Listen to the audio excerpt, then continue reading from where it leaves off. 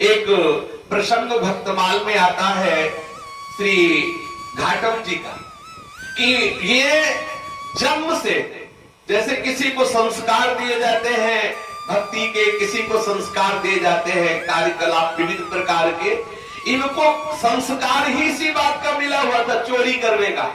और चोरी करने वाले में सारे अवगुण होते हैं। वो जरूरत पड़ी तो हिंसा भी कर सकता है, जरूरत पड़ी तो विविध प्रकार के और भी अपराध कर सकता है। संत समागम का कितना भारी प्रभाव होता है। घाटम जी के चरित्र में आता है कि ये मीणा जाति के थे, पर इनके बाबा पर बाबा भी यही करते चले आ रहे थे, चोरी का धंधा था। और वो बैठ के यही सिखाते थे किस हथकंडे से किसके कितने रुपए कैसे मारे जाते हैं।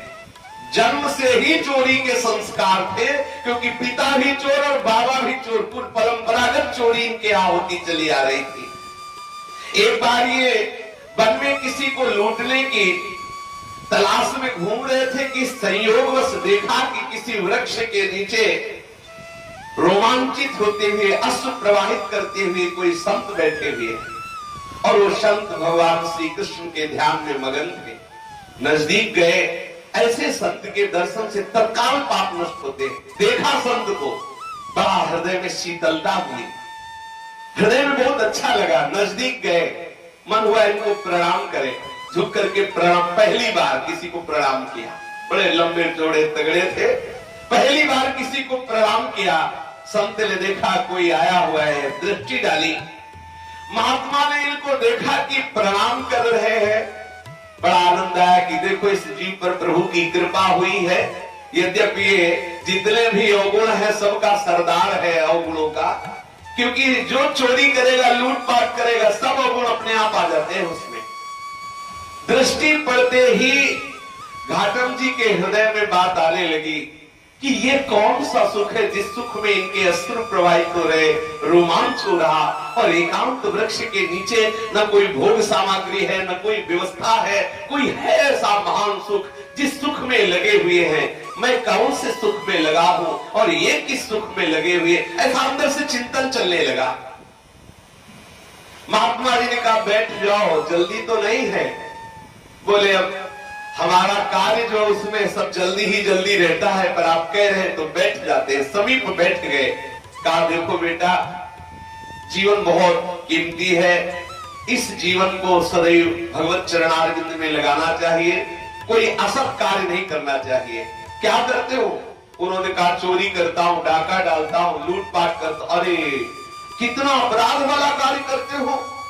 ये चोरी करना, डाका डालना, ये तो बहुत निंदनीय कार्य है। दूसरों का धन चुराना, दूसरों को पीड़ा देना, देखो इससे लोक परलोक सब नष्ट हो जाता है। मेरी बात मान लो, तुम्हारे ऊपर भगवान की कृपा हुई जो तुम हमारे पास आए, आज के बाद नियम लो, तुम चोरी नहीं करोगे। घाटम जी ने हाथ जोड़ा और कहा संत भगवान, ये कदापि नहीं हो सकता, क्योंकि ये हमारी जीविका है और बचपन से हमें हमारे पुरखों ने सिखाया है चोरी करना, नियम दिया है, संकल्प करवाया है कि कभी ये धंधा छोड़ना नहीं। तुम तो आज मिले हो, बचपन से जिन्होंने हमें पाला है वो हमें नियम दिया, हमारी पीढ़ियों से धंधा चला रहा है, ये हमारे कुल परंपरागत ये चोरी करना कर्म है, इसलिए हम इसे त्याग नहीं सकते। हम ये नहीं छोड़ सकते, पर आप पर भी हमारी विशेष श्रद्धा हो रही है, हमारे हृदय का खिंचाव हो रहा है। आप इसके सिवा और जो चाहो उपदेश दे दो, आप जो कहोगे। हमारा स्वभाव है कि हम जो ठान लेते हैं वही करते हैं। यदि आपको वचन दे देंगे तो हम आजीवन वही करेंगे जो आप कह दोगे। बस एक बात छोड़ दो, लूटपाट और चोरी की बात मत कहो कि ये बंद करो, ये नहीं कर, आप और जो बोलो सो सब मान लेंगे। संत भगवान ने कहा कि यदि ऐसी बात है तुम चोरी छोड़ नहीं सकते तो ठीक है, हम भी कहते हैं चोरी करो, लेकिन तुम चार बात हमारी मान लो। पहली बात, सदैव सत्य बोलना। देखो संतों की कैसी करुणा बरसती है। नियम दिए संत भगवान ने, सत्य बोलना, साधु सेवा करना, बिना अर्पित किए हुए कुछ पाना नहीं, और भगवान की कहीं आरती हो रही तो उसके दर्शन करना। घाटम जी ने संत भगवान को प्रणाम किया और कहा गुरुदेव, जीवन भर इन चार बातों को मैं पालूंगा। अब तो ये लूट पाट करके धन लाते उस धन से साधु सेवा करते और फिर जो बचता उससे परिवार को पवाते। एक दिन संत जनों की जमात घर पर आई तो इन्होंने तत्काल ही उठकर संतों को दंडवत प्रणाम किया, सभी को सुंदर बैठने के आसन दिए और सोचा कि अब घर में कुछ पाने का है कि नहीं, देखा तो है नहीं। बोले अब क्या करें, वहां से निकले, बाजार में गए, कुछ दुकानदारों से उधार मांगने की चेष्टा की, लेकिन उन्होंने मना कर दिया। तो उस समय गेहूं की फसल कट रही थी, किसान गेहूं को मारकर सुंदर सुंदर रास लगाए हुए थे। गए, बड़ा सा चद्दर लेके, देखा कि किसान लोग सो रहे हैं, गेहूं भरा, जल्दी से लाए और व्यवस्था की भोजन की संतों की। पर बड़े तगड़े तंदुरुस्त थे तो पैरों के चिन्ह बन गए थे। साधु को पवाते समय सोच रहे थे कि अब तो फंसेंगे ही, क्योंकि जब किसान जगेंगे, पैरों के चिन्ह देखेंगे तो अपने आप हम प्रसिद्ध है, समझ में आ जाएगा कि घाटम जी के पैर है, हम पकड़े जाएंगे। जैसे जैसे संत जन वो प्रसाद पा रहे थे वैसे ही बादल चढ़ा, बड़ी धूल भरी आंधी और फिर वर्षा हो गई, उनके वो जो पैरों के चिन्ह थे मिट गए। ये बात देख के घाटम जी को और विश्वास हुआ कि साधु सेवा हमें कभी फंसने भी नहीं देगी। बड़ा उनके हृदय में आनंद हुआ, संत सेवा के प्रति और श्रद्धा हुई। ऐसे ही एक बार आपके वो गुरुदेव भगवान जिन्होंने 4 उपदेश किए थे, कोई उत्सव था तो ये सिद्धांत है कि गुरु जी के पास जाए तो जो भी हो दुर्वांकुर फल पुष्प आदि लेके जाना चाहिए, खाली हाथ नहीं जाना चाहिए, ऐसा विधान है। घाटम जी ने सोचा कि गुरुदेव के पास क्या ले जाए।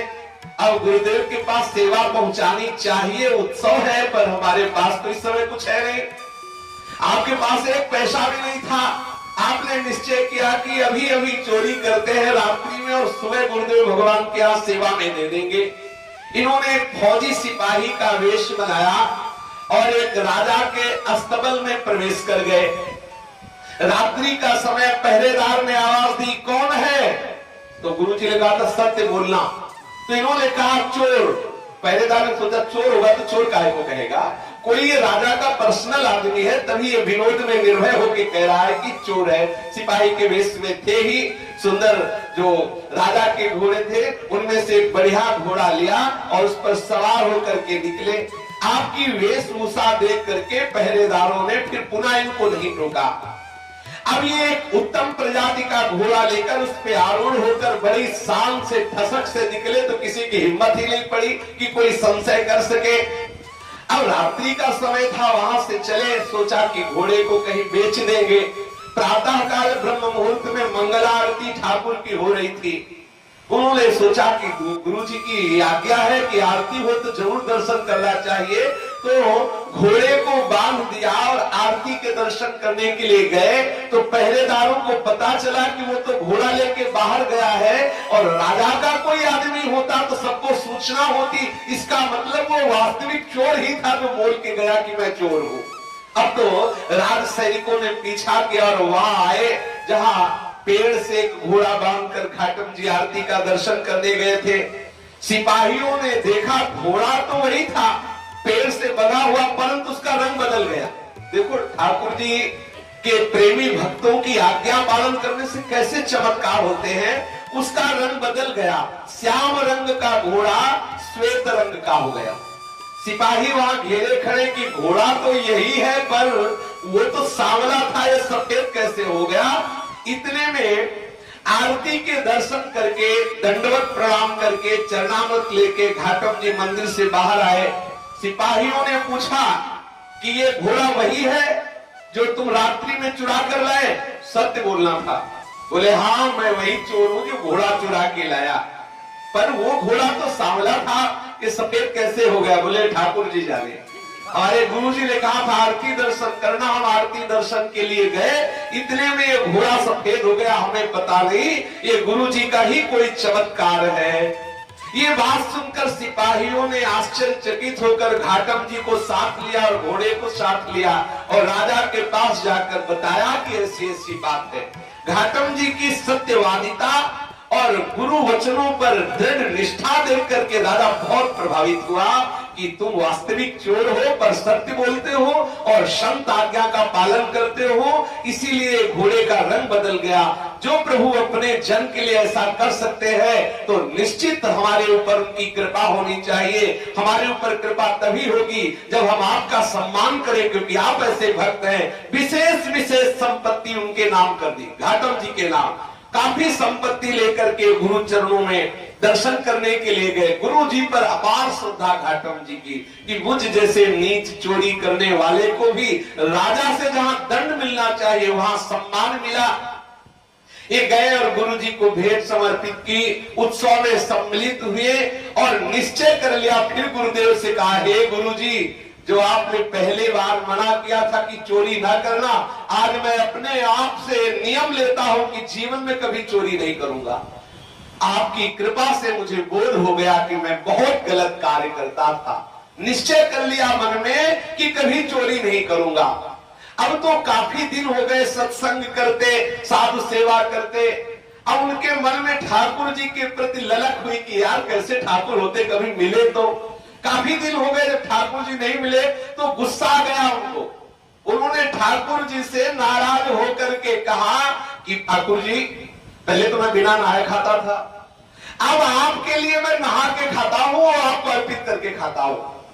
और देखो, पहले मैं कभी कंठी माला तिलक नहीं था, आपके लिए गले में कंठी धारण करता हूं, माला धारण करता हूं, माथे में तिलक लगाता हूं, केवल आपके लिए। मैं प्रभु आपके लिए मैं इतना कर रहा हूं कि नहा के खा रहा हूं, तिलक लगा रहा हूं, कंठी बांधे हो आपके नाम की। आप क्या कर रहे हो? आप हमारे लिए क्या कर रहे हो? मैं जाति मीना जाति में पैदा हुआ हूं कि आप हमें दर्शन देंगे क्या? हे करुणा निधान, हे संसार से उद्धार करने वाले, क्या आप कभी मेरे नेत्रों के सामने आओगे? प्रभु इनकी ये बात सुनते ही तत्काल प्रकट हो गए। न जाने कौन से गुण पर दयानिधि रीझ जाते हैं। संतों के वचनों को सत्य करने के लिए सदैव प्रभु तत्पर रहते हैं। घाटम जी ने संत की शरण ली, ऐसा भाव प्रकट किया तो ठाकुर जी प्रकट हो गए, उनको दर्शन दिया। दर्शन पाकर महाआनंद में निमग्न घाटम जी परम भागवत बन गए।